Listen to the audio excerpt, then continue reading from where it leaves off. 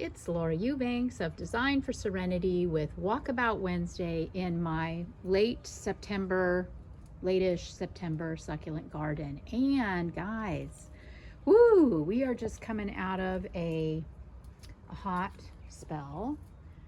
Ugh, it was so painful, wasn't it, to watch your succulents just struggle bus.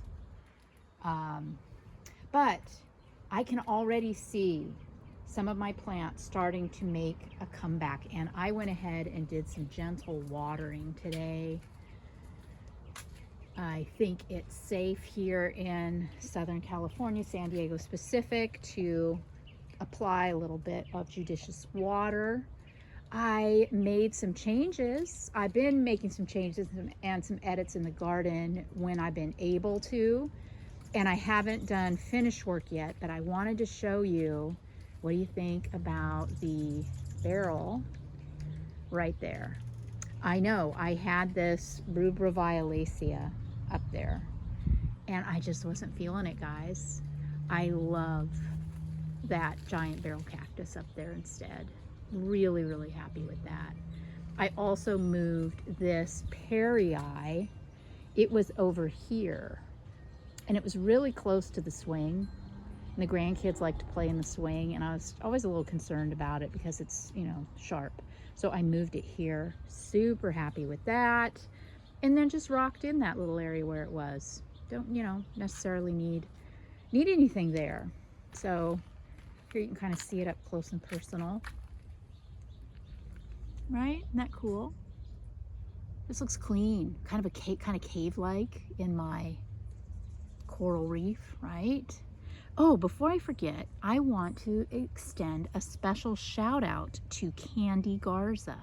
Follower Candy Garza, thank you so much for your faithful viewership. I appreciate you so much, and I wish you the most amazing day, week, month, year, life. Thanks, Candy. All right. So what other changes did I make? I pulled some crap out of here. I left my little Vera Higgins. I liked that. I just thought it, I don't know, it just looked undersea-ish, right? Cleaned up the millii right there. Over here, I didn't really make it this far, although I did. These Fred Ives are from this variegated millii pot. It wasn't working for me anymore. I like the millii as a standalone. So I still need to add some more pebbles in this pot. The soil level has dropped a couple of inches, so I'm not going to backfill with more dirt. I think I'm just going to backfill with more pebbles. That's what I'm going to do there. And you guys suggested that rather than remove a lot of my undulatas and my ovatas, that I bonsai them. And I'm intrigued. So I've been doing that, and I'll show you where I've been doing it. Over here, I took a bunch of stuff out and just kind of opened this area up. And again, I have not, you know, re-rocked yet. So it's, you know, still kind of a hot mess. But I really like these beautiful, larger specimens getting, you know, getting their due. I laced out this little ungi back here a bit. Got my beautiful little cactus collectibles here. My Pachypodium lemmerii cresty crest is just not disappointed all summer long. It's just been stunning. So happy right there. I will be replanting my clam. Talk about tragic, right? Ugh, I did pull some of the dead stuff out of there, and it won't be any big deal to pop new stuff in. I did a little experiment over, you know, the last week of really hot temperatures. I left this stand of agavoides to fend for itself, and this stand I placed an umbrella over. So yeah, this fared much better overall. It's still crispy because I didn't get to it right away. I mean, it had already burnt, but as soon as I put that umbrella up and cooled it down over here, these perked up so fast. So I can't stress enough the importance of protection from the hottest part of the days, if at all possible. You know, at least on your collectibles or your special plants. I noticed something on my Tongaensis and I freaked, but then I thought, well, maybe I shouldn't freak. See this right here? Right in there? I thought I had some alumite, but I don't think it's alumite. I think it's gonna bloom. I think that's a baby bloom. We'll track it closely. If it is alumite, no biggie. I'll just excise that, take it off, treat it with some bare tree and shrub, and it will be fine. It's a very small canker, but I don't, like I said, I don't think it's a canker. But I will watch it closely. Over here, I'm really digging this now. Remember the pot that we redid that had all the crap in it, the orange pot, and I put the cactus in it and just, you know, really trimmed and thinned this area out. And I'm digging this. I'm digging this cleaner, more dialed in look. Really, really happy with this right now. So I'm just going to continue to keep this clean for the foreseeable. I'm going to be doing a little meet and greet talk at the Master Gardener fall plant sale, which will be on Saturday of this week. What's the date gonna be, guys? Saturday. Today is September. I don't know what day it is. It's like, I don't know. Okay, but those of you that are watching this like in real time know that this coming Saturday I will be at the Master Gardener Fall Plant Sale, and I will be speaking on succulents from 2 to 2:30. So if you want to come down, I'd love to see you. What was my point? Oh yeah, my point. I never did get around to replanting this pot.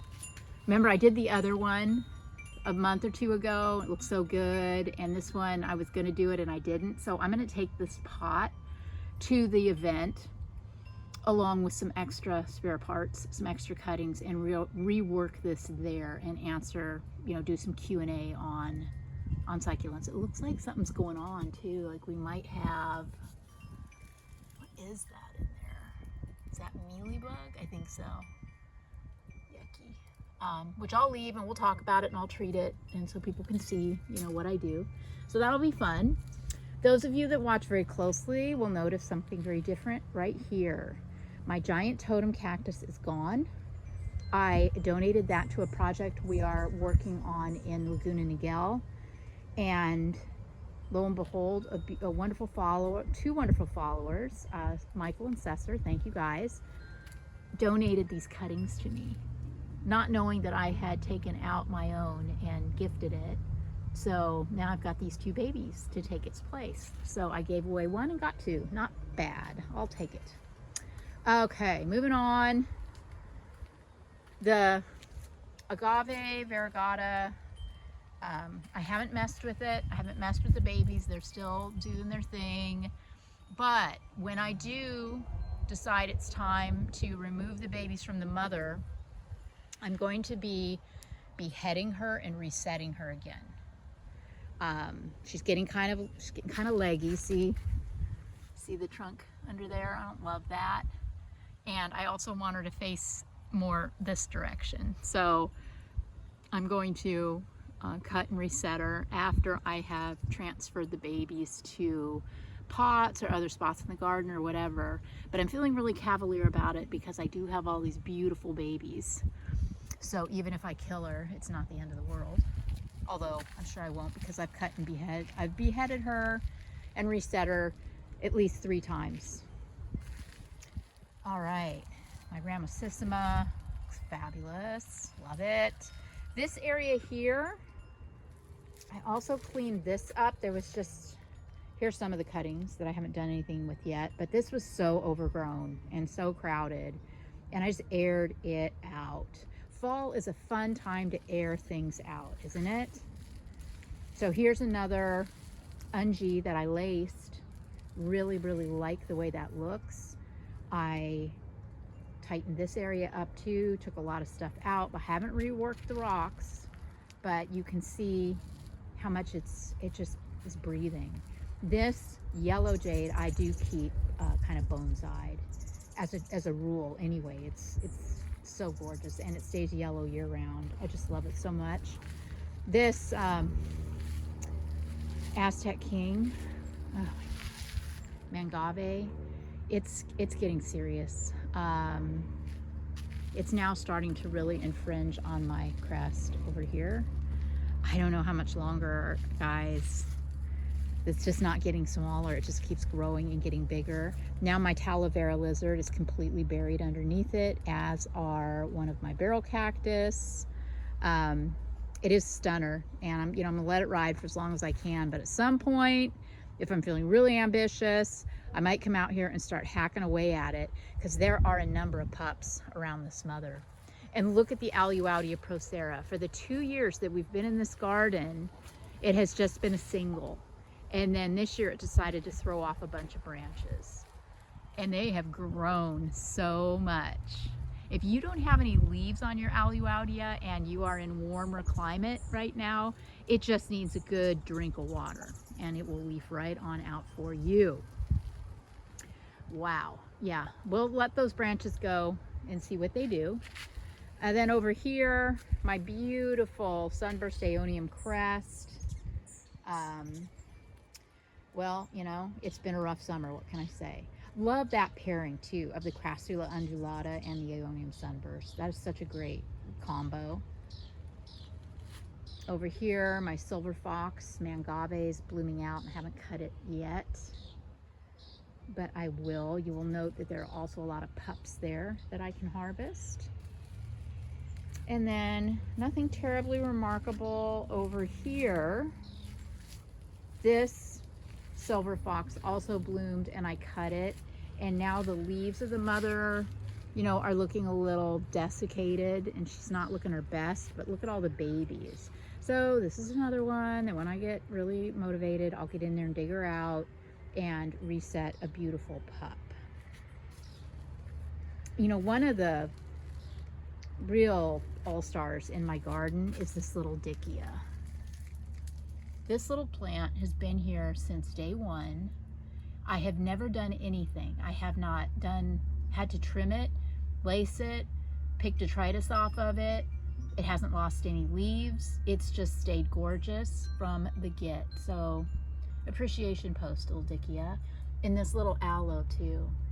Despite the harsh conditions of being planted in the hole of a rock, it has stayed so beautiful.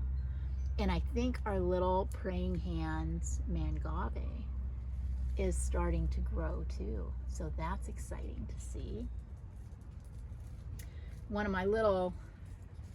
Here's one of my little Grapto ghosty crests that's just been sitting here forever. You can see it's thrown off some little air roots.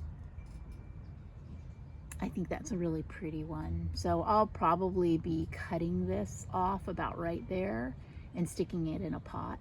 It's very pretty and I like it a lot. And these little collectibles are all looking really good too. Very, very happy with them. And my Petalanthus bracteatus that I've been watering is starting to flower. See how pretty. And my variegated Echinopsis is giving me life. Look at that color. Isn't that nuts? It's so, so pretty. So yeah, I mean, it's been a rough summer, but you know, slowly but surely I'm starting to dial it all in. And you will notice that the garden, you know, I'm not going to be doing as much of the tapestry moving forward. I really am interested in supporting more of the specimen plants and showcasing them. Not that there won't be areas of tapestry, there will be, but maybe not as much now that the garden's growing and getting bigger. And you know, over here we have some competition between, that's another thing, my variegated agave and my ramosissima. They're a little too close for comfort. So when I behead the variegata, I might make a couple changes over here, move some things and shove her over a little further so there's more air between those two things. But this is the fun, right? It's the fun of it. We can do this. We can have fun with it. If we pick the right time of the year, we can pretty much do whatever we want to our plants without worrying about them hating us for it. The lemon tree is loaded to bear with lemons. It'll be months before I can harvest most of them, but I'm so happy. Those of you that have been following a long time know that my lemon tree, there was a point there, and when we were still in Chula Vista, where I was almost ready to give up on it because it just wasn't producing anything. And I started it on Citratone organic fertilizer and just made all the difference. So that's a big success story. Remember, guys, if you're interested in working with us at Design for Serenity, we are looking for more installers, and we are also looking for a videographer. So if you have any interest or know anyone that might, please go to the website at lauraeubanks.com and send me some information about yourself, and we'll see if we can hook you up. We also have merch available again. So if you're, you need to refresh your wardrobe for the fall, you can pick out some fun Laura Eubanks merch. Gosh, what else? I don't know. Going to be some videos coming up. Our son John has been coming to Laguna Niguel to do some filming. So you'll be seeing some videos from that project in the very, very near future. I have a big project in Poway coming up. I have a couple smaller projects in Coronado. I've got a lot of maintenance. So for the fall, things will start to really pick up. I just want you to know that I think of you all the time. I love you, and I appreciate you liking and subscribing and sharing these videos with all of your garden loving friends. This has been Laura Eubanks with Walkabout Wednesday. Again, shout out to Candy Garza. Love you, girl. Bye.